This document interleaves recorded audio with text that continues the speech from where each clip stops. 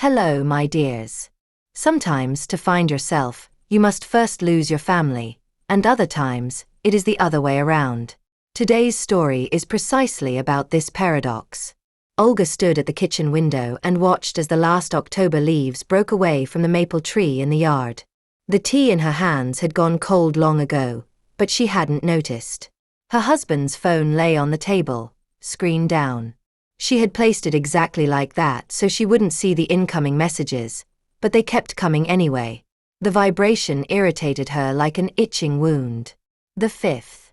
This was the fifth one in their 12 years of marriage. She had forgiven the first one because she loved him. The second one, because the children were still small. The third one, because he cried and swore on his knees. The fourth one, because she had already forgotten how to feel pain.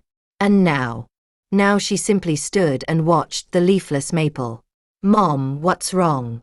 Ekaterina, her 16-year-old daughter, peeked into the kitchen. Long dark hair, her father's eyes, brown with golden sparks. "Are you crying?" "No." Olga smiled and turned away, hiding her face. "I'm just tired." "How was school?" "Normal." "But where is Dad?" The question hung in the air. Where is Dad? Andre had been late coming home from work for the third evening in a row. Before, he would at least invent various excuses. Meetings, business trips, gatherings with partners. Now he was too lazy even to lie. "He'll come soon," Olga replied. "Go do your homework." When her daughter left, she picked up his phone. The password hadn't changed for 3 years. The date of their wedding. What irony. A message from Christina, work, heart emojis, photos, words he hadn't said to his wife for about 8 years. Olga scrolled through the correspondence with a stone face.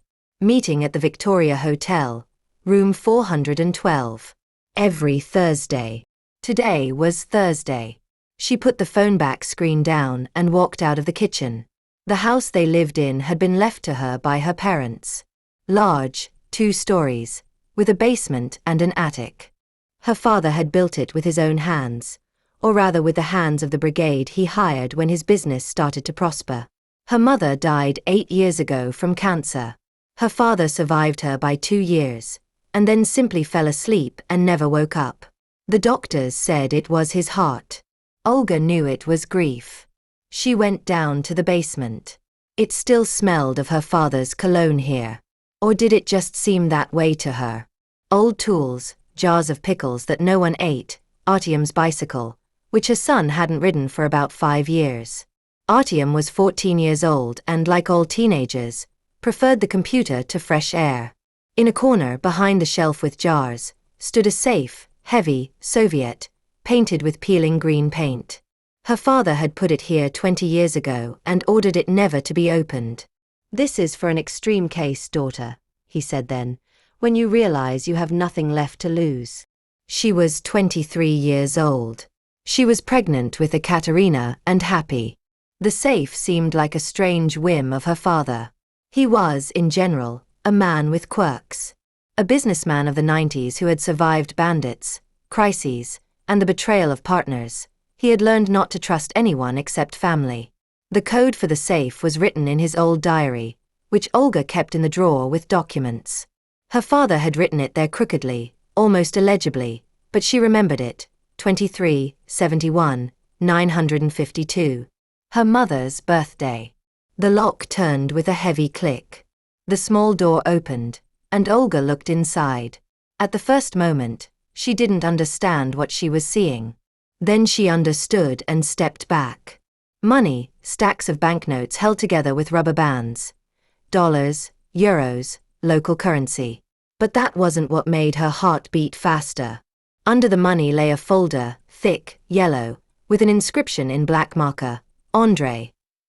Her husband's name. Olga took out the folder with trembling hands and opened it. Documents, photographs, printouts of bank transactions. Notarized statements.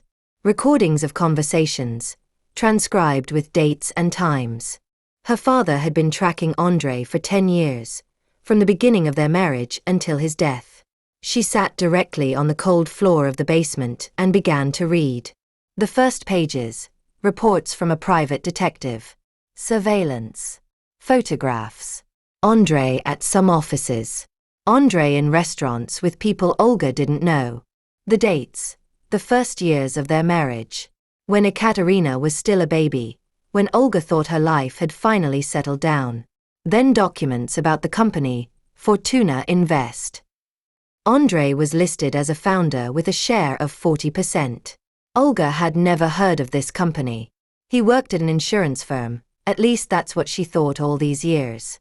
Bank statements, sums with 6 zeros, transfers to offshore accounts, properties abroad, an apartment in a European capital, a house by the sea. Olga turned the page and froze. Marriage certificate. Andrei Petrovich Krasnov and Marina Igorevna Sokolova. Date: 3 years before their own wedding. The registry office stamp. Signatures. Her husband had been married before her and, judging by the next document, there was no sign of a divorce. Her hands shook so hard that the pages fell out. Olga gathered them, read, put them aside. She was sinking deeper and deeper into the life of the man with whom she had shared a bed for 12 years.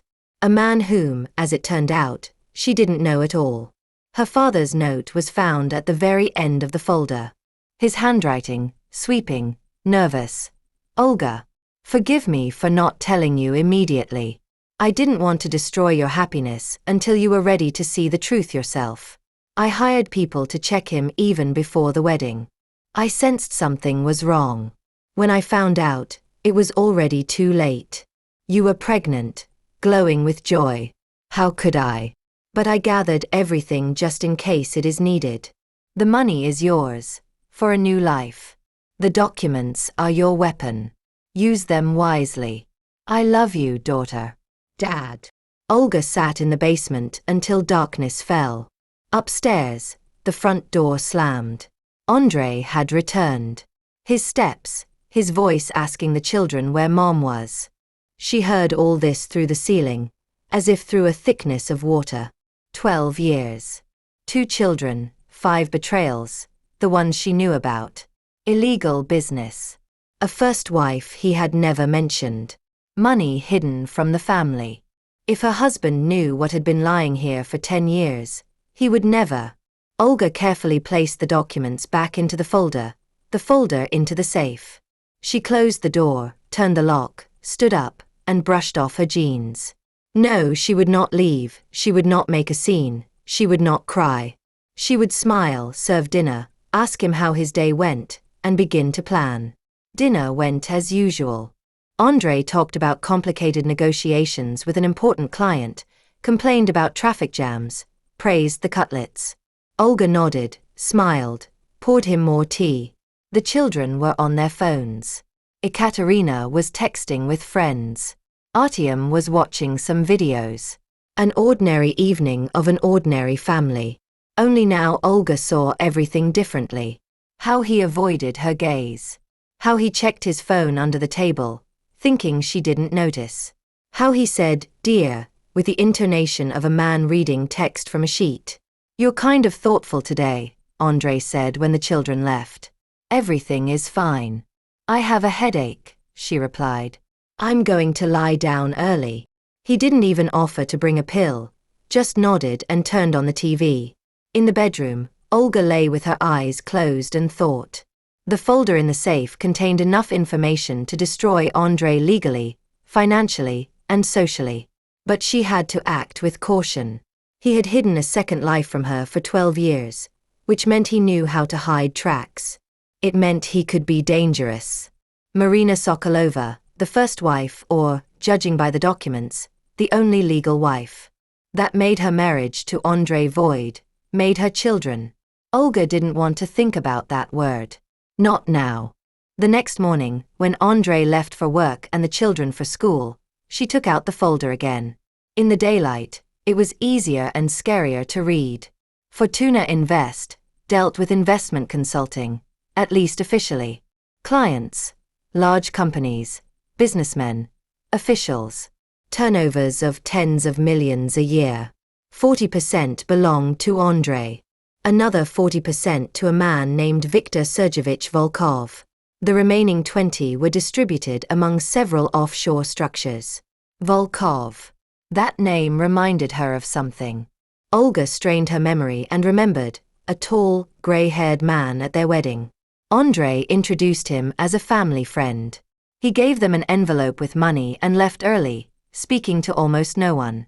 Among the documents was a photograph of him, more recent than at the wedding. Judging by the date in the corner, 8 years ago. Volkov had aged, but the look remained the same, sharp, assessing. Next to the photograph, a document from a database. Olga didn't understand all the abbreviations, but she read the word criminal record clearly. Her husband had been doing business with a man with a criminal record for 12 years. Hiding money in offshore accounts, buying properties abroad, and all this time coming home, complaining about a small salary, and saying they couldn't afford a vacation this year. Olga put aside the business documents and took those concerning Marina Sokolova. Photograph. A beautiful blonde, about 30 years old. The image was taken with a hidden camera on the street. The woman was getting out of an expensive car near a shopping center. Date: 8 years ago, 1 year before her father's death. Certificate from the Address Bureau. Residence permit. Place of work: Aphrodite Beauty Salon Chain. Position: General Director. Olga opened her laptop and found the salon's website. 5 addresses in different districts. Stylish design, high prices, enthusiastic reviews. On the About Us page, the same blonde, only older. Marina Sokolova, founder and head of the network. Her husband's legal wife ran a chain of beauty salons. Olga didn't even have her own career. Andrei insisted she quit after Ekaterina was born. Children are more important, dear. I will earn for everyone. She laughed. The sound came out hoarse and mean. Something else interesting was found in the folder, a transcript of a phone conversation. Her father recorded Andrei's calls. How he did that, Olga couldn't imagine, but the quality of the transcription was excellent. The conversation took place 3 months before her father's death. Andrei was talking to Volkov. The father-in-law suspects something, asks strange questions. What questions? About business. About income. Where I get the money for the car. And what did you answer? That I got a bonus. He seems to have believed it, but I don't like the look in his eyes. The old man will croak soon. His heart is trash. Be patient. And if he doesn't croak? If he starts digging?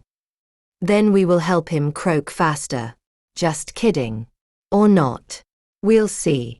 Olga reread these lines 3 times. Her hands went cold. We will help him croak faster. Her father died 3 months after this conversation. In his sleep, from heart failure. The doctors found nothing suspicious, but Olga knew her father. He was a sturdy man, yes, with a sick heart, yes, crushed by grief after her mother's death. But he held on for her, for the grandchildren. He made plans, talked about the future. And then he simply didn't wake up. She closed the folder.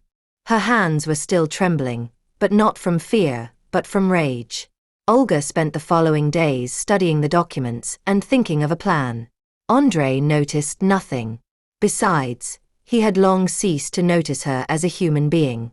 She was a piece of furniture, a function, to cook, to clean, to take care of the children. This actually helped. He paid no attention to her absences, long hours at the laptop, phone calls.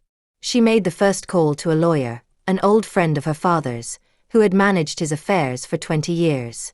Grigory Pavlovich listened to her silently, asked her to send copies of the documents, and called back in 2 days. This is a bomb, Olga, he said. If everything is confirmed, your husband will go to prison for a long time. Bigamy, tax evasion, money laundering. And that's just what I see on the surface. But we must act carefully. Are you sure you want to go all the way? Sure. Then listen. No sudden movements, no scandals. He must not suspect anything. I need time to verify the information, find current data, prepare the ground. 1 month, maybe 2. I have time. The second call, to the private detective from the same folder.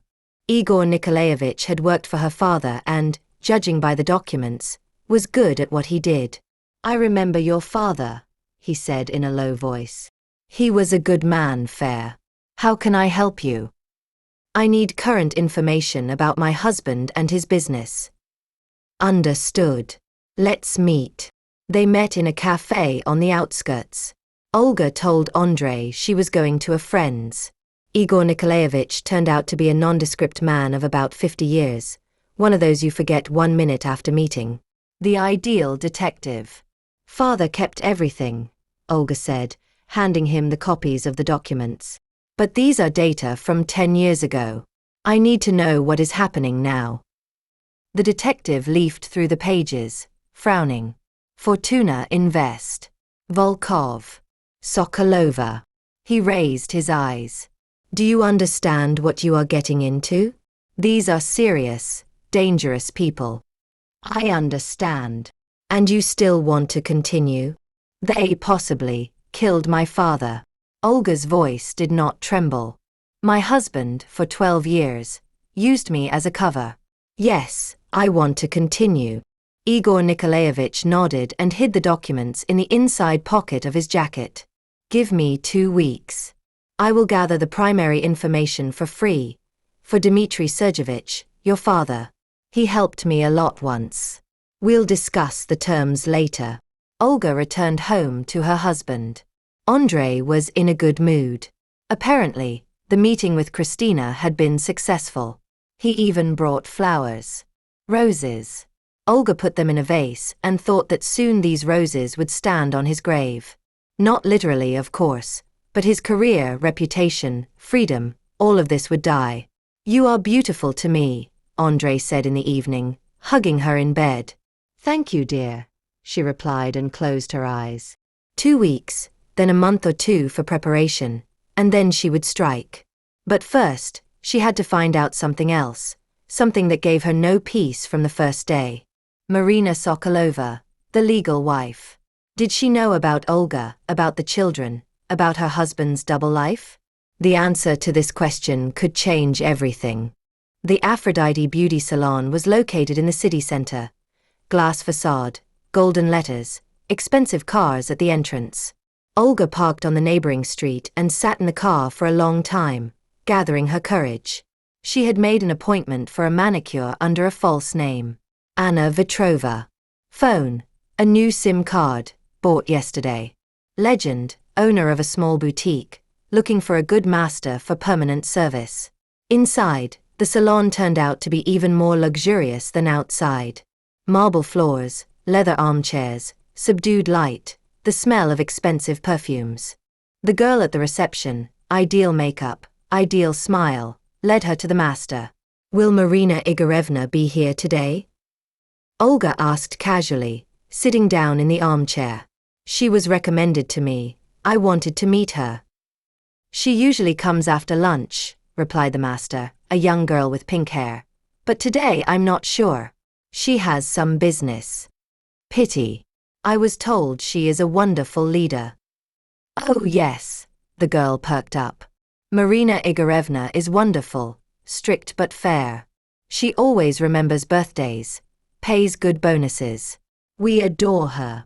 Olga nodded, asked unobtrusive questions. She learned that Marina had been officially divorced for about 5 years already, but the husband still stopped by sometimes. That she has a daughter, already grown up, studying at the university, that she works a lot and rarely takes a vacation. Officially divorced for 5 years. That changed the picture. If the divorce was finalized, it meant that Olga's marriage to Andrei was legal after all. At least for the last 5 years. And the husband, the ex, stops by often? Olga asked as indifferently as possible. About once a week. They are strange, to be honest. They divorced, but they communicate. He brings her flowers, she smiles at him. We are all waiting for them to get back together. Flowers. Andrei brought flowers to his ex-wife every week, and to her, Olga, once a year on her birthday, and even then, sometimes yes, sometimes no. The manicure ended. Olga paid, left a generous tip, and was already heading for the exit when the door swung open. Marina Sokolova was even more beautiful than in the photographs. Tall, slender, elegant. Blonde hair gathered in an ideal bun. The business suit fit impeccably. She looked about 45 years old, but a well-groomed and expensive 45. Their gazes met. Marina frowned for a second, as if trying to remember something, and walked past. Marina Igorevna, the girl from the reception, called out. A client was asking about you. Anna. She looked in the logbook. Vitrova. Marina turned around. An assessing gaze went over Olga from head to toe. How can I help you? I just wanted to meet you. Olga smiled. Your salon was recommended to me. I was looking for a place for permanent service. And how is the impression? Wonderful. I will definitely return. Marina nodded and walked on to her office. Olga went out into the street, feeling her heart beating madly in her chest. She had seen that woman's eyes, intelligent, cold, watchful. This was not a victim. This was an accomplice or a predator playing her own game. A week later, Igor Nikolaevich called. Any news? Lots. Let's meet. This time they met in the park. The detective said it was safer. He came with a thick folder and a gloomy face. What your father gathered, that's child's play, he began without introductions. Fortuna Invest is just the tip. Beneath it is a whole network of companies. Some deal with legal business, but the majority are laundromats. Laundromats. Money laundering. The scheme is simple. Dirty money passes through a network of shell companies, mixes with legal revenue, and comes out clean. Volkov is the brain of the operation. Your husband is the face. He meets with clients, conducts negotiations, signs documents. Where does the dirty money come from? Igor Nikolaevich fell silent. Are you sure you want to know? Yes. Various sources. Tax evasion is the most harmless. There are links to smuggling. There are suspicions of participation in corporate raids. One of the clients, a man suspected of human trafficking. There is no direct evidence of a link, but money from him passed through Fortuna. Human trafficking. Olga felt nauseous. And Marina Sokolova? Here it gets interesting. The detective opened the folder. She is not just the ex-wife, she is a partner. Her salons are part of the scheme. Legal business with high cash turnover. Ideal cover. Formally everything is clean. But if we dig, they are still together. What do you mean, together? It's hard to say. The divorce was pronounced 7 years ago. By the way, not 5, as you were told at the salon, but they continue to have joint business, meet regularly. There is a suspicion that the divorce was fictitious to protect assets in case of problems with the law. 7 years ago, 1 year before her father's death. It turns out that when her father was gathering documents, they were still officially married. They have a daughter, the detective continued. Kira, 21 years old, is studying abroad to become a lawyer. By all appearances, Dad adores her. Visits regularly, pays for all her studies, apartment, car. Andrei had another daughter, older than Ekaterina by 5 years, whom he adored, visited, loved. While his own children made do with, there is no money now, be patient. Do you have photographs? Igor Nikolaevich took out a picture. A beautiful girl with her father's eyes, brown with golden sparks. Like Ekaterina's. Kira was smiling at the camera, standing next to Andrei near a European cathedral. This is last summer, the detective explained. He told you he was going to a conference? Yes. To the capital. He was with his daughter in Europe. 1 week. Olga hid the photograph in her bag. Her hands did not tremble. She had already gotten used to the blows. What is heard about my father's death? The detective became even gloomier. That is the most complicated part. There is no direct evidence. But I found something. 1 month before Dmitry Sergeevich's death, Volkov met with a man nicknamed the Doctor. He is not a medic. He is a specialist in special cases. Hitman. Not exactly. Rather a specialist in accidents. Heart attacks, car accidents, domestic poisonings. Nothing can be proven. Everything looks natural. And you think? I don't think anything. I am stating facts. Volkov met with the doctor. 1 month later, your father died of heart failure. Coincidence? Possibly. But your father knew something important and was gathering evidence against them. They could have found out. Olga sat silently, looking at the bare branches of the trees. November was ending. The first snow was already melting on the park paths. What should I do? You have 2 paths. The detective closed the folder. First, hand everything over to the police. There are people there you can trust. They will start an investigation, and if you get lucky.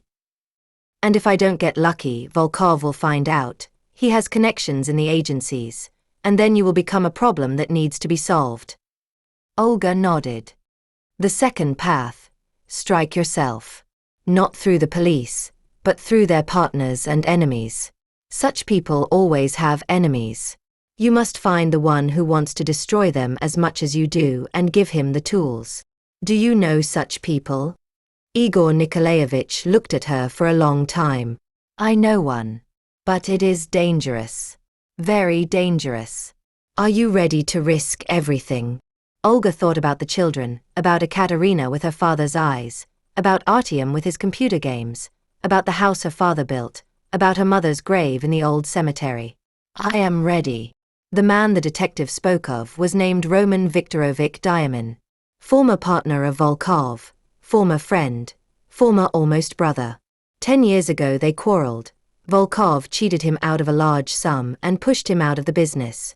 Diamin swore revenge, but he had no evidence. He waited. All these years he waited. The meeting took place in a restaurant on the outskirts, in a private booth. Diamin turned out to be a massive man, about 60 years old, with a heavy gaze and a grey beard. He silently leafed through the documents Olga had brought, and his face gradually changed from disbelief to amazement. From amazement to a predator's joy. Where did you get these? Father gathered them. 10 years.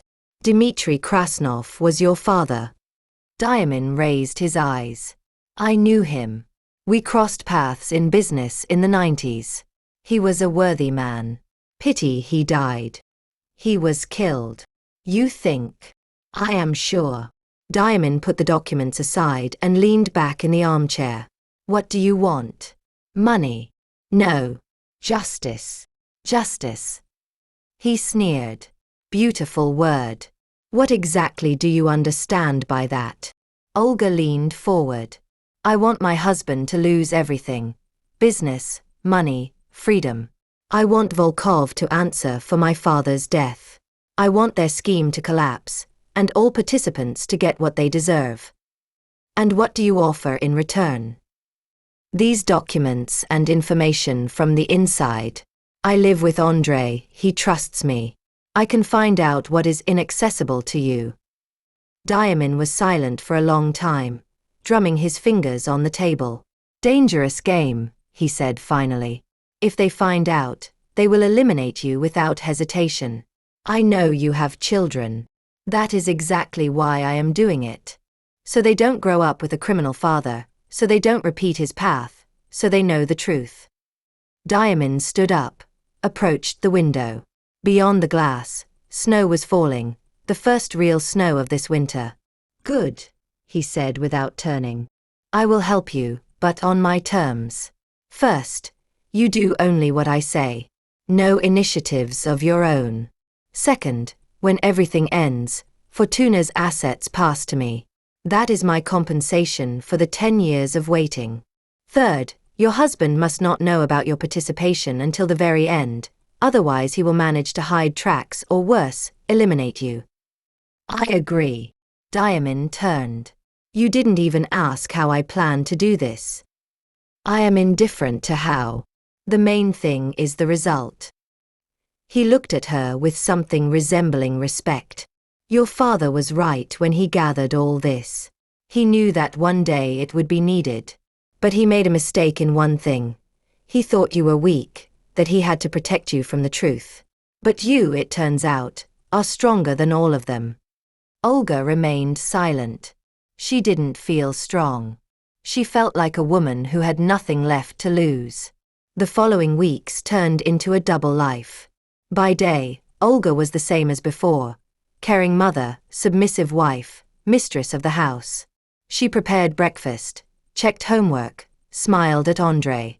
At night, when the family slept, she studied documents, met with Diamond's people, memorized schemes and names. The Christmas holidays passed as usual. Tree, gifts, feasts. Andrei was generous, gave her an expensive necklace, gave the children a new phone each. Olga knew where this money came from. She knew, and yet she smiled, thanked him, kissed him on the cheek. Are you happy? He asked her at night, after the festive dinner. Very, she replied, and that was almost true. She was happy, happier than in the last years, because for the first time she controlled the situation. For the first time she was not a victim, but a hunter. In January, Diamond began to act. The first blow was struck at the periphery. One of the laundromat firms was visited by a tax inspection. Accidental, bad luck. Nothing personal. Volkov got worried but didn't panic. The second blow, in February. The client, the same one suspected of human trafficking, was arrested. During the search, they found documents pointing to Fortuna. Volkov was already more nervous. Andrei came home frowning, drank a lot, didn't talk. Problems at work? Olga asked with compassion. Nothing serious, we'll handle it. In March, layoffs began at the insurance company, the one where Andrei supposedly worked. Olga accidentally met his former colleague at the supermarket and learned that her husband hadn't appeared at the office for half a year. He was listed on unpaid leave. Half a year. He had lied to her every day for half a year. Where he was going, what he was doing, why he was tired. Although at that moment, the lie no longer surprised her. Meanwhile, Olga did her job. On Diamond's order, she installed the spy program on Andrei's phone. A small, unnoticed one that recorded all conversations and messages. Data went to a server controlled by Diamond's people. Every day brought new evidence. One conversation etched itself particularly into her memory. Andrei was talking to Volkov late in the evening, thinking Olga was asleep. Everything is crumbling. Vitya, first the tax office, then this arrest. Someone is leaking us. I know. We are searching. Maybe it's time to bolt? I have the documents ready. The money is withdrawn. Marina has also prepared. We leave, wait it out. Don't panic. Nothing critical yet. If we run, we will definitely attract attention. But what about Olga? What about Olga? If we have to leave for a long time, she will start asking questions. Searching, fussing. It means she shouldn't search. Accidents or divorce. Your choice. But that is for later. Now keep her in ignorance and smile. Accidents or divorce.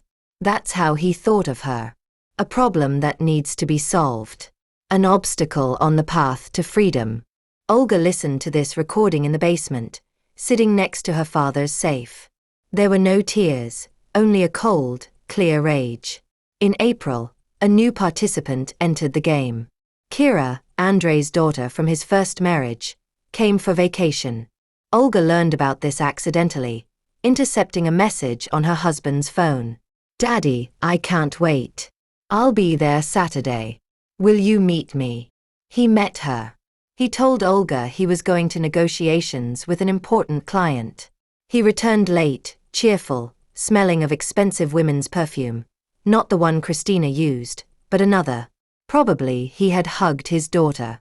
Olga decided to look at this Kira in person. She didn't have to track her. Diamond sent the address of the apartment Andre rented for his daughter during the vacation. Elite house in the center. Concierge, underground parking, view of the river. Olga parked opposite and waited. An hour later, a girl came out of the entrance. Tall, slender, dark-haired. Dressed expensively, but with taste. Beautiful face, with her father's features. She looked like Ekaterina, or Ekaterina looked like her. Sisters who didn't know about each other. Kira walked down the street, chatting on the phone, laughing at something. Carefree, happy, the beloved daughter of a loving father. It didn't cross her mind that somewhere there was another family, other children, betrayed and deceived. Or did it? Olga got out of the car and followed her. Not to do anything, simply to watch, to understand what kind of person this Kira was. A victim, like herself? Or an accomplice, like her mother?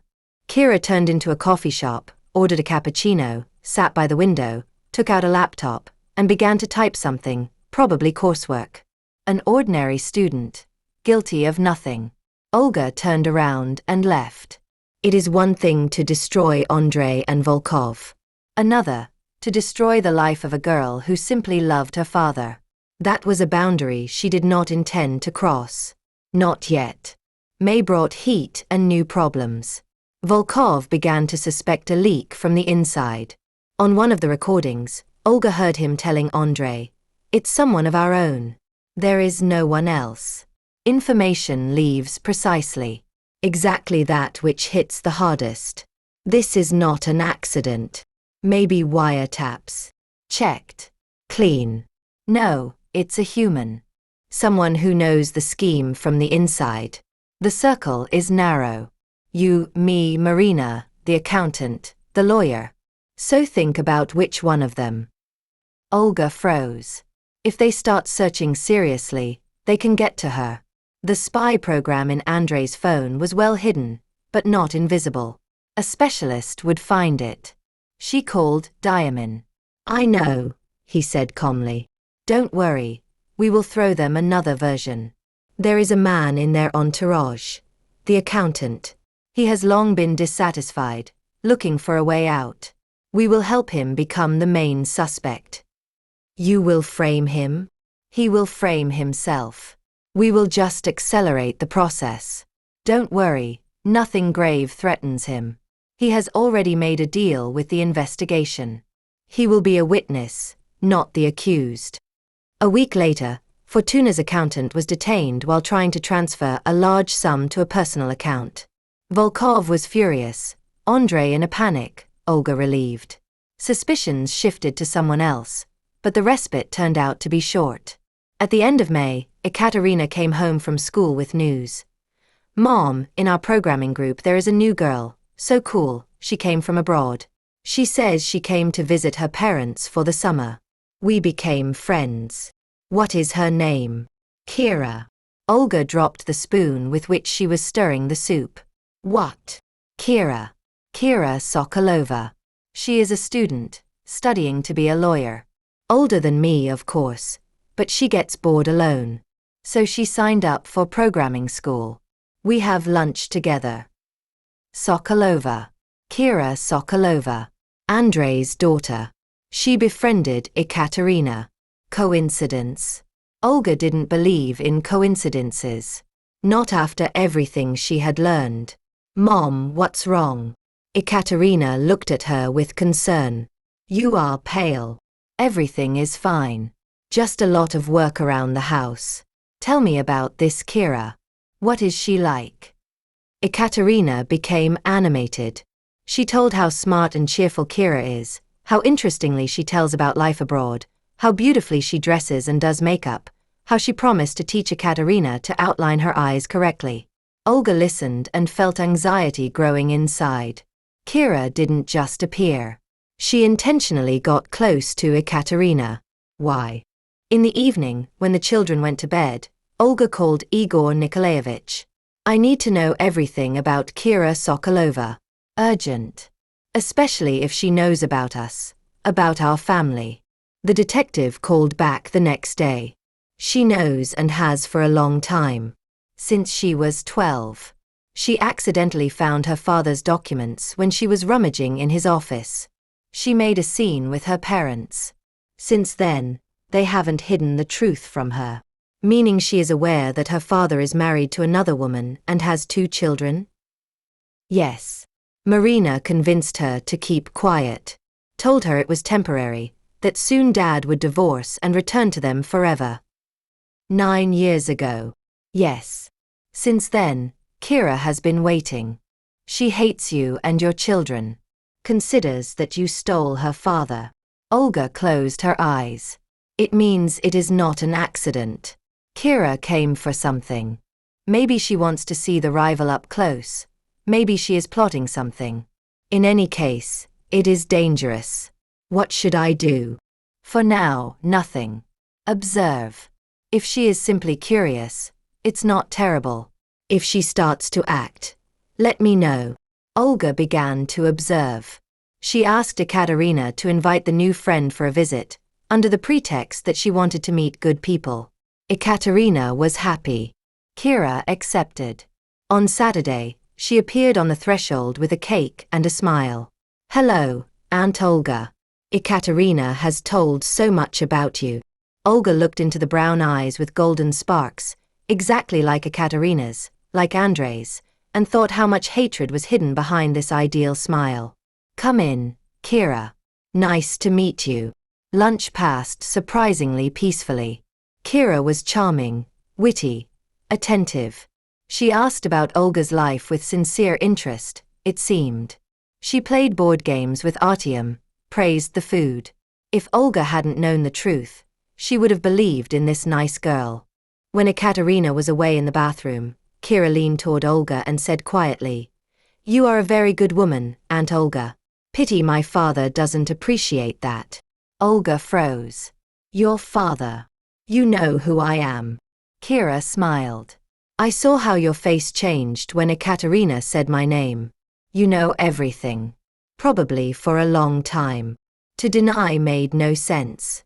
I know, said Olga in an even voice. Why are you here? To look. To understand. For 9 years I thought of you as a monster. A woman who took my father away. But it turned out that you are as much a victim as my mother. As me. You consider your mother a victim? Kira became gloomy. I used to think so, now I'm not sure. Mom is a complex person. She loves Dad, but she also loves his money. Sometimes it seems to me that money more. And you? Do you love Father? I loved him. Until I understood who he really is. Steps on the stairs. Ekaterina was returning. Kira instantly changed her facial expression to the previous carefree one. Katyusha, show me your room. I want to see what posters you have. The girls went upstairs. Olga remained sitting at the table, looking at the unfinished cake. Kira knew. She knew and she came. But why? To help. To harm. To understand whose side this girl is on. In the evening, when Kira left, Olga checked the house. Nothing was missing. Nothing had changed. If Kira was looking for something, she didn't find it, or maybe she wasn't looking, maybe she really just wanted to see. 3 days later, Kira called herself. The number was unfamiliar. Apparently a second phone. We need to talk without Kotia. It is important. They met in the same cafe where Kira had sat over her laptop a month ago. Now she didn't look carefree. Shadows under her eyes, lips pressed together. I found out something, she began without introductions. I accidentally heard a conversation between Mom and Dad. They plan to leave for good. Within a month. Where? They didn't say. But I understood, things are bad. Dad is being pressured, Volkov too. They fear arrest. And you? They asked me to come with them. Said, it will be better this way. But I. Kira fell silent, choosing words. I don't want to live with people who lie. All their lives they lie, to me, to you, to everyone. What do you propose? Kira looked her in the eyes. The woman who took my father. But it turned out you are a victim just like my mother. Like me. Do you consider your mother a victim? Kira looked gloomy. I used to. Now I'm not sure. Mom is a complicated person. She loves Dad, but she also loves his money. Sometimes it seems to me she loves the money more. And you? Do you love Dad? I loved him. Until I understood who he really is. Footsteps on the stairs. Ekaterina was returning. Kira instantly changed her expression back to the previous one, carefree. Ekaterina, show me your room. I want to see what posters you have. The girls went upstairs. Olga remained seated at the table, looking at the unfinished cake. Kira knew. She knew and she came. But why? To help. To cause harm. To understand. Whose side is this girl on? In the evening, when Kira left, Olga checked the house. Nothing had disappeared. Nothing had changed. If Kira had looked for something, she didn't find it, or maybe she hadn't looked at all. Maybe she really just wanted to see. 3 days later, Kira called herself. The number was unknown, probably a second phone. We need to talk without Ekaterina. It's important. They met in the same cafe where Kira had been sitting over her laptop 1 month ago. Now she didn't look carefree. Dark circles under her eyes, lips pressed tight. I found out something, she began without introduction. I accidentally heard a discussion between Mom and Dad. They plan to leave for good. Within 1 month. Where? They didn't say. But I understood that things are bad. Pressure is being put on Dad, on Volkov too. They are afraid of arrest. And you. They called me to go with them. They said, it will be better this way. But I. Kira fell silent, searching for words. I don't want to live with people who lie. All my life they have been lying to me, to you, to everyone. What do you propose? Kira looked her in the eyes. I know you are doing something. I don't know what, but I feel it. The pressure on Dad isn't a coincidence. Someone is pulling the strings. Maybe you. Maybe someone else. Olga remained silent. I want to help, said Kira. I have access to Dad's documents, his computer, his office. Mom trusts me. Dad does too. He still thinks I adore him. Why are you doing this? Kira was silent for a long time. Because he promised he would return to us 9 years ago. He said he would divorce you and we would be a family. I waited every single day, and he lied. He lied to Mom, to me, to you all, and now he intends to run, to abandon us all, both us and you. She raised her tear-filled eyes. I want him to pay. For all the pain he caused, for every lie. Olga looked at this child, almost woman, and saw herself. The same pain, the same anger, the same desire for justice. Fine, she said finally. I will tell you everything. They talked for 3 hours. Kira listened silently, only flinching sometimes when Olga told her about the folder in the safe, about the recordings of the conversations, about the doctor who likely killed her grandfather. I didn't know, she whispered finally. About your father. Mom said he died of heart problems, that it was natural. Maybe it is natural, there is no proof, but you believe he was killed. Olga was silent for a moment. I believe it. My father was a strong man. He wouldn't have just given up. He would have fought for me, for his grandchildren. But he didn't get the chance. Kira covered her face with her hands. Her shoulders were shaking. God, what have I gotten myself into? What have they dragged me into? You are not guilty of anything. You were a child. I am 21 years old. I am an adult. I should have understood something sooner. Olga reached out and covered Kira's hand with hers. Listen to me. I am 43 years old. I lived with your father for 12 years and I saw nothing, understood nothing. I was blind, deaf, comfortable. He chose women like us, those who don't ask questions, those who believe. But you woke up. Because he stopped hiding. Because he decided I wasn't going anywhere, that I was completely broken. Kira raised her head. Her mascara had smeared, her eyes had reddened, but her gaze was firm. What must I do? For starters, nothing. Behave as usual. Don't show that anything has changed. If you succeed, find out exactly when they plan to leave, where, what documents they are preparing. And then I will tell you. They parted at the entrance of the cafe. Kira hugged Olga tightly, desperately, like a child who found support in a collapsing world. Thank you, she whispered. For not chasing me away, for believing me. Take care of yourself. And remember, you can back out at any moment. This isn't your war. No, Kira shook her head. Now it's mine too. Olga walked home thinking about the oddities of fate.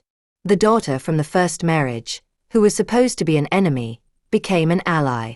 The girl raised in lies chose the truth. It was unexpected and painful, and wonderful at the same time. At home, a surprise awaited her. André was sitting in the living room with a bottle of cognac, the bottle half empty. He was drunk for the first time in a long while. Tie undone, shirt unbuttoned, hair disheveled. Where were you? He asked without raising his eyes.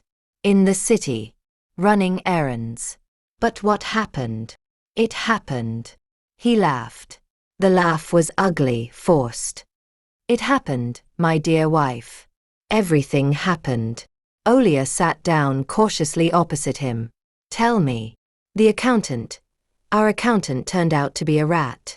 He leaked information to competitors or the cops, or both. We thought everything was under control, but he recorded every discussion, every transaction, every meeting. Olga feigned horror. God, so now what? Now André finally looked at her. His eyes were red, crazy. Now we are in deep shit. Volkov says. We need to leave quickly before it's too late. Leave to where? Far away, for a long time. Maybe forever.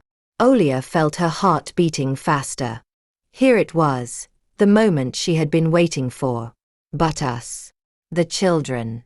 The house. André averted his gaze. You don't understand. If I stay, they will lock me up for many years. Do you want the father of your children to sit in prison? I want to understand what is happening. Olga raised her voice. 12 years, André. We have been together for 12 years, and I know nothing about you. What business? What competitors? What prison? He was silent. He drank the cognac, poured himself more. Better that you don't know. No, she jumped to her feet. Enough. Enough with the lies. Enough with the secrets.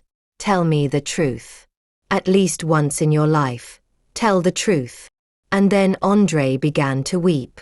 Olga had never seen him like this, not even when he was on his knees, begging for forgiveness for his infidelities. That had been theater, a play for an audience. But now he was truly crying, like a child, like a man whose world had collapsed. I didn't want to, he sobbed. I didn't want to get in so deep. It started with a little. Small favors, little money. And then it was too late to get out. They don't let you, do you understand? Once you enter, that's it. You are theirs forever. Who are they? Volkov. His people. The system. I thought I was smart, that I would use them and leave.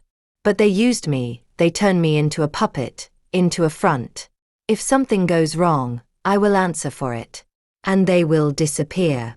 He raised his wet, pitiful eyes. Forgive me, Olga. Forgive me for everything. For the betrayals, for the lies. For everything. I was a bad husband, a bad father, a bad man. It would have been touching, if Olga didn't know the truth, If she hadn't heard the recordings where he discussed accidents for her with Volkov. If she hadn't seen the documents about the first family, about the hidden millions, about the real estate abroad. He was repenting not because he realized the harm done, but because he was caught. Because he was afraid, because he was seeking compassion, the last straw to cling to on a sinking ship. And yet she felt something. Not love, that had died long ago, nor pity, he didn't deserve it. Something different. Maybe fatigue, maybe sadness for those years that could have been different. "What do you want from me?" she asked quietly. "Help me, please. I need time to gather the money, the documents. Distract them. Say I am sick, that I went to relatives. Anything. Give me 1 week, and then I will leave and send for you. I swear, we will start a new life. Together. Somewhere far away, where no one will find us. Together with her and the children. Without Marina, without Kira? Or did he intend to unite both families in his new refuge?" "Fine," said Olga. "I will help you." Andrei threw himself at her, hugged her, cried again. Thank you, my dear. I knew I could rely on you. You are the only one who never betrayed me." She stroked his head and thought about how pitiful he was, how weak. For 12 years she considered him strong, confident, successful, knowing how to live. But he was just a coward. A coward hiding behind others and running at the first signs of danger. At night when he fell asleep, Olga went down to the basement, opened the safe, took out the folder, counted the money. There was a lot, enough for years. She checked the documents, everything was in place. Then she took her phone and wrote to Diamond. "He intends to run. In 1 week. We must act." The answer came in 1 minute. "Ready. We start tomorrow." Olga closed the safe, went upstairs. She stood for a little while at the children's room door, listening to the even breathing of Ekaterina and Artyom. Her innocent children, who knew nothing. Soon they would find out the truth about their father, about his crimes, about the other family. It would be painful. Very painful. But the lie is worse. The lie eats you from the inside, turns a human into an empty shell. She knew this from her own experience. In the morning, Andrei left early, said he had to resolve urgent matters. Olga saw him off with a smile and a kiss on the cheek. As usual, as in all these years. 1 hour after his departure, Kira called. "They are leaving the day after tomorrow. I found the tickets, too, for Mom and Dad. They didn't take me. Dad said he would send for me later. When he gets settled." Tears rang in Kira's voice. "He is lying. He is lying again. He has no intention of sending for me. He is abandoning me, just like he abandoned you." "Kira. No, you don't need to console me. I am so tired of this, of his promises, of Mom's excuses, of this endless lie. I want this to end today. Now." Olga heard something shatter on the other end of the line. "Kira, listen to me, calm down. Where are you now?" "At home, in the apartment. Alone. Stay there. Don't go anywhere. I'm coming now." Olga sped through the city, ignoring traffic lights. Only one thought beat in her head. Just let me make it in time. Just let Kira not do something stupid. When she burst into the apartment, the girl was sitting on the floor among the shards of a broken vase. Her eyes were dry, empty. Nothing on her wrists, thank God. "Kira. I wasn't planning to do anything to myself," she said in an even voice. "I just got angry. It was Mom's favorite vase. Dad brought it from Italy. It will hurt her." Olga sat down next to her, right on a shard. She hugged Kira by the shoulders. She didn't resist, she softened, hid her face in Olga's sweater. "Why?" she whispered. "Why is it like this? I just loved him. I loved him so much. I was his princess. He carried me on his shoulders, read me bedtime stories, promised he would always be near. And now, Now I am just a suitcase that is too heavy to carry. He doesn't deserve your love. I know. But it's not easier. It would have been easier if he had died. Then I could have mourned him and let him go. But this way he is alive, and every day he chooses not me. Again and again, not me. Olga stroked her hair and thought about Ekaterina, about how her daughter would learn the truth. Will she also sit on the floor among the shards of her world? Will she also ask why?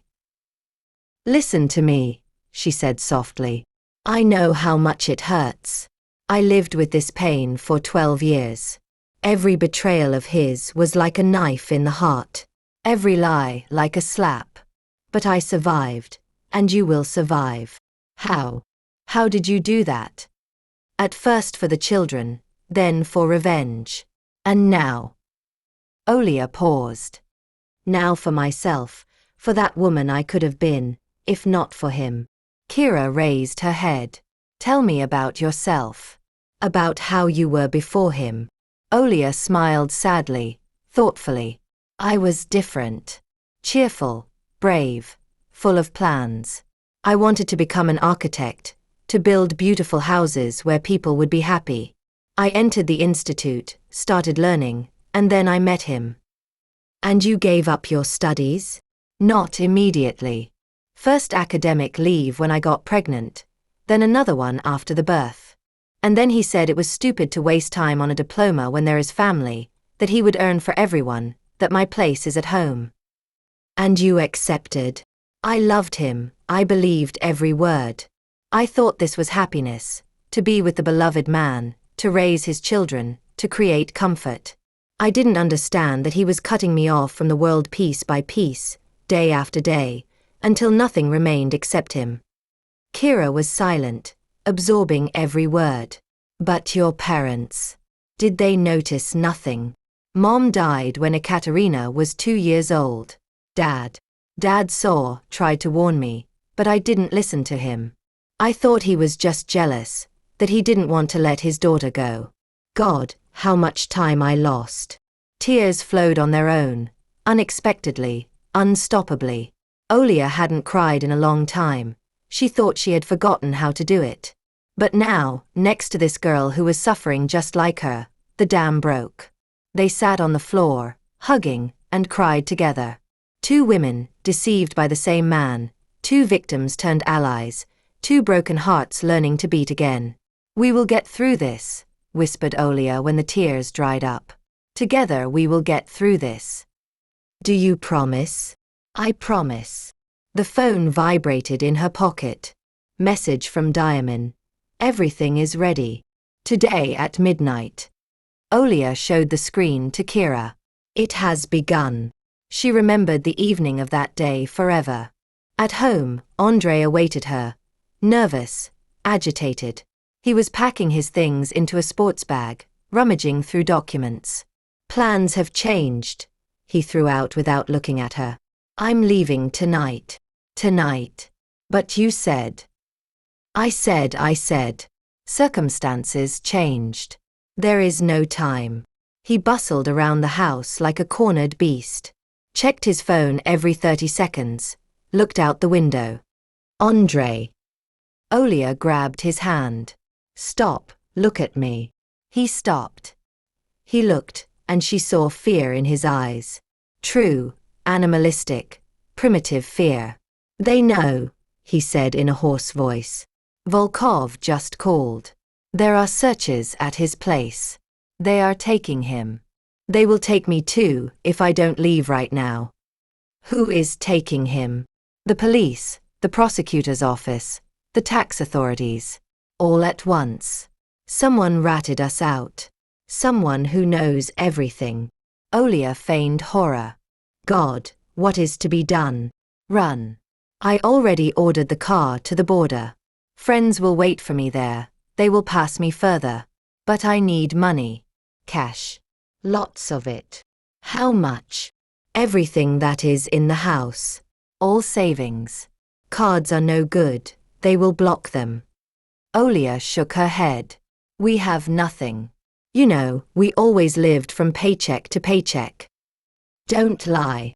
He grabbed her by the shoulders, shook her. I know your father left money. Where is it? Where is the safe? For the first time in many years, Olga saw the real him. Not the caring husband, not the loving father, but a cornered predator, ready to tear apart anyone standing in his way. What safe? What are you talking about? Don't play with me. He punched the wall. The old man was paranoid. He surely hid something. Where? In the basement? In the attic? Let me go. Olga's voice was ice. You are hurting me. He let her go, took a step back. Something resembling shame flashed in his eyes, but only for a second. Forgive me, I'm not myself, but I really need money. Without it, I won't escape. Even if there were, I wouldn't give it to you. Andrei froze. What? I know everything, Andrei. About Fortuna, about Volkov, about Marina and Kira, about everything. His face changed. Blood drained from his cheeks, his features sharpened. Before her stood a stranger. Dangerous. Desperate. From where? Your father. He followed you from the very beginning, gathered evidence, kept it in the safe, in the same one you ask about. So it exists. Andrei wanted to rush to the door, but Olga stopped him. Don't bother, there is nothing there anymore. I took everything, I handed everything over to the right people.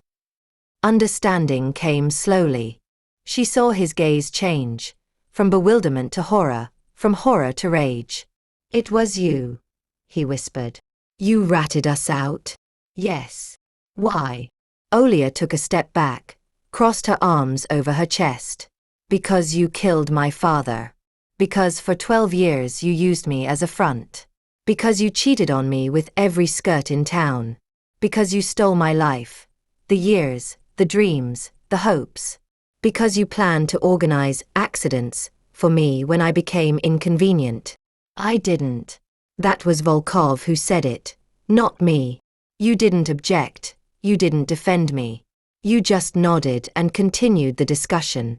He was silent. He had nothing to answer. Where? Asked Olga suddenly. What? Ekaterina and Artyom? Where are they? I didn't see them when I returned. Andrei averted his gaze. At my mother's. I took them in the morning. Just in case. A cold shiver went down her spine. In what case? In case. He stopped. Doesn't matter. They are safe. You took my children hostage? Not hostages. Insurance. I knew something was wrong. I felt it. I thought that if I have to. If you. He didn't finish. Olga grabbed her phone. What are you doing? I'm calling your mother.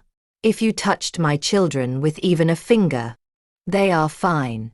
I swear. Mom knows nothing. She thinks you got sick and we are taking them for the weekend. The mother-in-law's voice, sleepy, disgruntled, confirmed. The children are here, sleeping. Everything is fine. Olga exhaled. I will pick them up in the morning, she said, hanging up.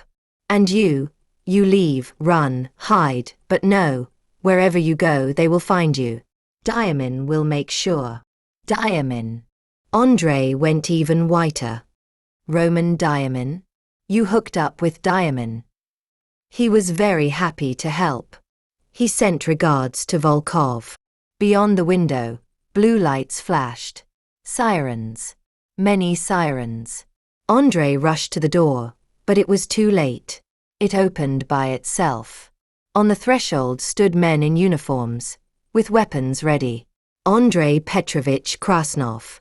You are arrested under suspicion of tax evasion, money laundering, and complicity in organizing a criminal group. You have the right to remain silent. Olga stood by the wall and watched as her husband, her former husband, was taken out in handcuffs. He turned at the threshold. In his eyes there was neither anger nor repentance, only emptiness. You will regret this, he said quietly. You will still regret this. The door slammed. The sirens faded in the distance. Olga sat on the sofa and covered her face with her hands. She wasn't crying. No tears remained. Only a tremor, small, uncontrolled, shook her whole body. It was over. Finally, it was over. Or was it just beginning? The night passed without sleep. Olga sat in the kitchen, drinking tea, cup after cup, and looking into the darkness outside. The phone was ringing off the hook. Journalists, neighbors, some unknown people. She answered no one. Towards morning Kira came, pale, with red eyes, but calm. They arrested Mom too, she said from the doorway. 1 hour ago. I was at home when they came. I am sorry. Don't be. She knew what she was exposing herself to. They both knew. Kira sat down next to her, took the cup of tea Olga handed her. Her hands were trembling, but her voice was firm. What do we do now? Now is the hardest part. Telling the children.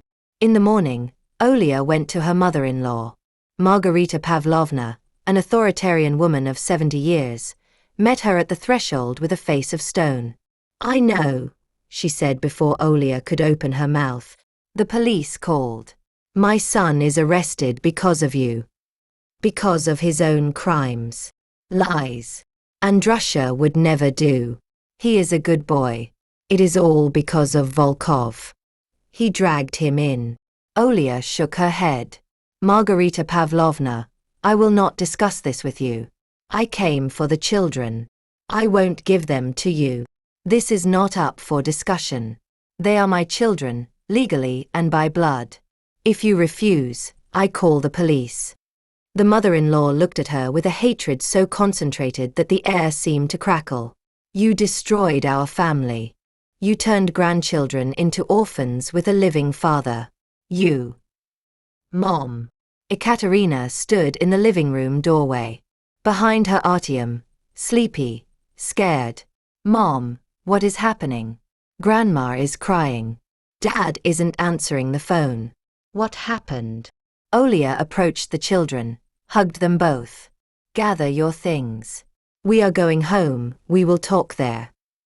The discussion took place in the kitchen, at the same table where for so many years they had breakfast together, pretending to be a happy family.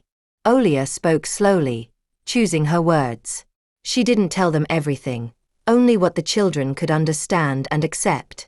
Dad did bad things. He broke the law. He deceived people. Now he is being punished. It is painful, it is scary, but it is the truth. And the truth is better than the lie. Ekaterina listened silently. Her face became paler with every word. But the infidelities? She asked suddenly. Did you think I didn't know? I heard you arguing. I saw messages on his phone. I am not stupid, Mom. Olga closed her eyes. You knew for a long time. Why didn't you leave? I was afraid. I was afraid for you. I thought an incomplete family is worse than one like this. You were wrong. I know. Forgive me. Ekaterina was silent for a long time. Then she stood up, approached her mother, and hugged her tightly, desperately. I don't blame you. You did what you had to do. I just need time to digest all this. We have time. Now we have it. Artyom was silent the whole discussion. Only at the end, when the sisters were hugging, he asked quietly, But will Dad return? Olga looked into his eyes, childlike, scared, and couldn't lie. I don't know, son. Maybe not soon. Maybe never. But I will always be here. The days merged into an endless string of interrogations, meetings with lawyers, newspaper headlines. The Volkov-Krasnov case became a sensation, and journalists dug deep, finding ever new details. Olga tried to keep the children away from this chaos, but she succeeded with difficulty. Ekaterina closed herself off, almost didn't leave her room, spoke to no one except Kira. A strange friendship. Half-sisters, daughters of the same man. But Olga didn't disturb them. Maybe both needed to vent to someone who understands.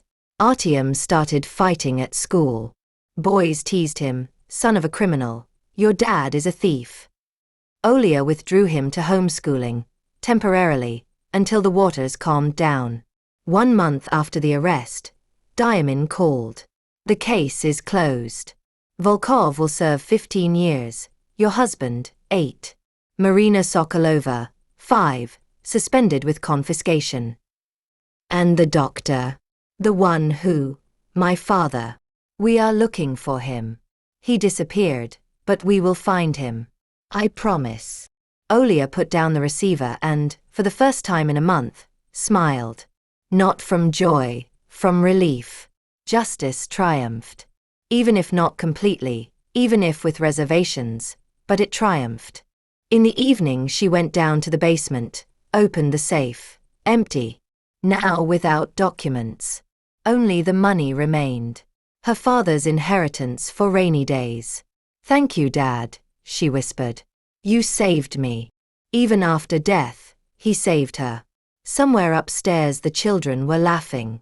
Ekaterina was telling Artyom something, and he giggled in response. Ordinary sounds of an ordinary life. A life that still had to be built anew. 1 year has passed. Olga stood at the same window in the kitchen where she had stood that October evening when it all began. The maple in the yard was losing its leaves again. Golden, purple, copper. The circle closed, but she was different.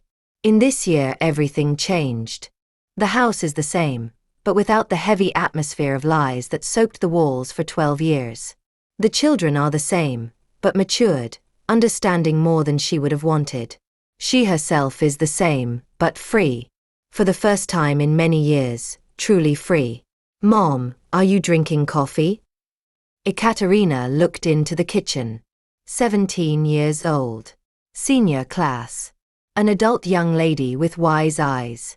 Too wise for her age. I will drink. Thank you, sunshine. Ekaterina was tinkering with the coffee machine. A new one, bought with the money from the safe. Olga allowed herself a few purchases. Technology, renovation in the children's rooms, good English courses for Artyom. The rest sat in the bank, for the children's education, for the future. Kira called, said Ekaterina, placing the cup in front of her mother. She flies here next week. She wants to stay with us, if you are not against it. Of course I am not. Her room is ready. Her room. Andrei's former office, transformed into a guest room. Kira came every vacation. Christmas, Easter, summer. She transferred to the local university to be closer to the new family. To the real family, as she said. The relationships between the girls were tense at first. Ekaterina was jealous, Kira felt guilty, but gradually the ice melted. The shared trauma brought them closer than blood could have. She said she has news, added Ekaterina. Good news. She didn't want to tell over the phone. Interesting, what news? I think she met someone. You can hear it in her voice. She is happy. Olga smiled. Kira deserved happiness. After everything she lived through, she deserved double. Artyom came down for breakfast. 15 years old, grown tall, lanky. The teenage age in all its splendor. Either he is silent for weeks, or he talks non-stop. Today was a talkative day. Mom, I was thinking. Maybe in the summer we go somewhere? The 3 of us? Or the 4 of us, if Kira wants to. Where would you like? To the sea. You just haven't been to the sea in a long time. Yes, a long time. The last time was before the wedding.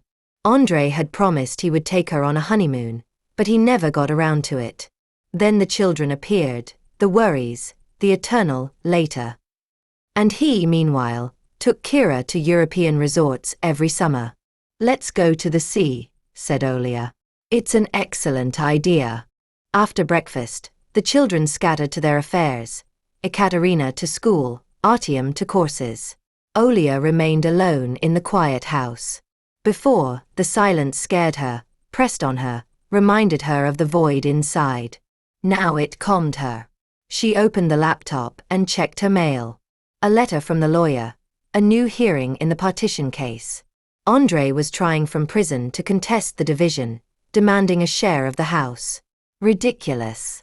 The house belonged to her since before the marriage, through inheritance from her parents. He had no chance, but he still clung on. A letter from Diamond. Short. To the point. Doctor found. He will answer. Details at the meeting. Olga leaned back in her chair and closed her eyes. 1 year. The search for the man who possibly killed her father lasted 1 whole year. And here, now she didn't know what she felt. Relief. Satisfaction. Joy. None of these. Only fatigue. Deep, all-encompassing. Revenge turned out not to be as sweet as books and movies promised. It was bitter, heavy, exhausting, but necessary. Olga didn't regret for 1 second what she did. During the day she went to the cemetery. Her parents' grave, well kept, with fresh flowers.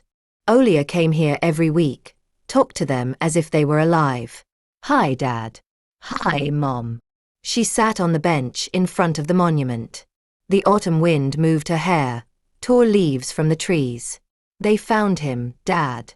The one who, Diamond says he will answer according to the law. I don't know, to tell the truth, if that will help. You aren't coming back anyway. Tears flowed down her cheeks, but Olga didn't wipe them. Here she could cry. Here no one judged her. I managed, Mom. You would be proud of me.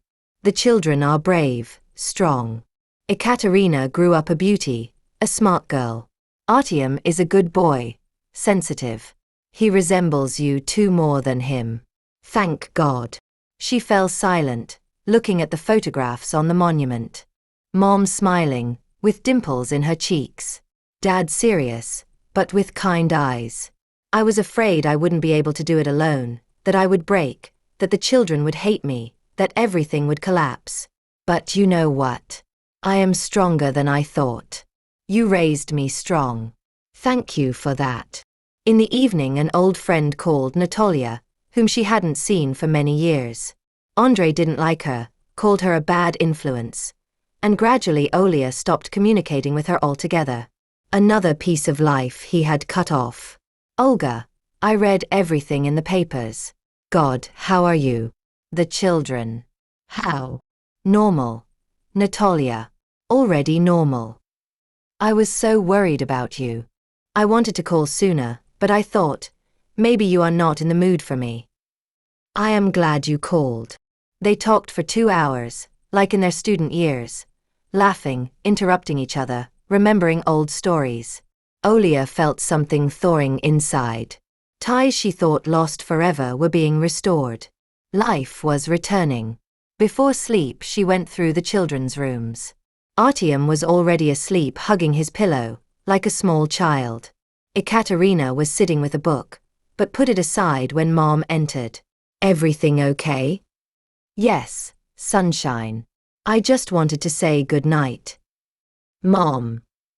Ekaterina paused for a moment. I am proud of you. I know I say it rarely, but I am proud. You did what I would never have dared. Olga sat on the edge of the bed, stroked her daughter's hair. You are my main strength. You and Artyom. Everything I did was for you. And for me as well. It is normal, Mom. You have the right to be happy. Not just as a mother. As a woman. Wise girl. Too wise. Good night, Ekaterina. Good night, Mom. Olga went out onto the veranda and looked at the stars for a long time. The cold October air invigorated her, cleared her thoughts. 1 year ago she stood on the edge of the abyss, betrayed, broken, ready to endure to the end.